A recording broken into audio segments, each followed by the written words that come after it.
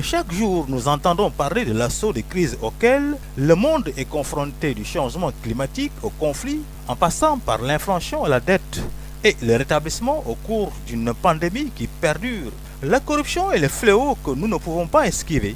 Elle est un problème fondamental pour le développement. Elle nuit le plus aux pauvres et aux personnes vulnérables, augmentant les coûts et réduisant l'accès aux services de base et même de la justice. Au Sénégal, ce fléau gangrène la société. On retrouve ce mal un peu partout, dans les hôpitaux, la justice, la presse, dans la circulation avec le comportement de certains policiers, dans l'administration. On ne peut pas tout énumérer.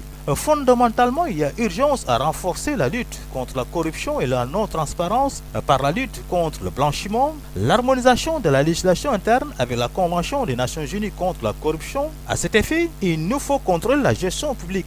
Au Sénégal, les autorités doivent s'engager davantage à réduire de manière significative la corruption dans le pays de façon générale. En termes de gestion publique, la corruption met en péril les institutions publiques démocratiques en permettant à des intérêts légitimes d'influencer l'utilisation de ressources et de l'autorité publique et en portant atteinte à la confiance des citoyens dans les activités légitimes de l'État. Non seulement la corruption compromet l'investissement et la croissance économique, mais affaiblit également la confiance du public dans le gouvernement.